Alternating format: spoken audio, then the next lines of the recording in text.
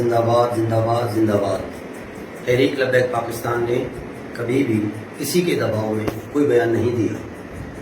ابھی ہمارے چند احباب جو رکن شورا کے اراکین ہیں وہ الحمدللہ سب محفوظ ہیں، اور ان سے مشاورت کے بعد میں یہ اعلان کرنا چاہ رہا ہوں کہ 17 اکتوبر کو جو ہم نے مشاورت کے بعد کال دی تھی، وہ کال ہم زخمیوں، شہداء اور ہمارے جو گرفتار اراکین ہیں اور جو مسنگ پرسنز ہوئے ہیں اس پورے کراؤڈ میں، جن کو شو نہیں کیا جا رہا، جو پاکستان میں بھی خیر سے اب مسنگ پرسنز شروع ہو گئے، تو ان مسنگ پرسنز کے معاملات کی مصروفیت کی وجہ سے ہم 17 اکتوبر کے کال کو مؤخر کر رہے ہیں۔ کسی کے دباؤ میں نہیں ہے بھائی، ہم انشاءاللہ مزید آخری دم تک اپنے مشن کے ساتھ کھڑے ہیں۔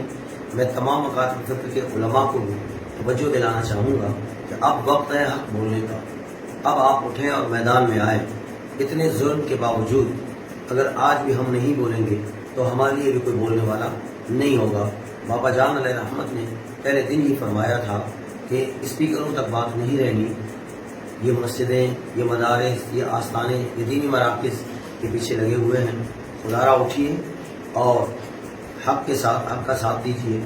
انشاءاللہ العزیز 17 اکتوبر بروز جمعہ میں امید رکھتا ہوں کہ پاکستان کے تمام علماء کرام جمعے کو غزہ کے شہداء اور غزہ کے لیے آواز اٹھانے والے مجاہدین کے شہداء کے ایصال ثواب کے طور پر منائیں گے۔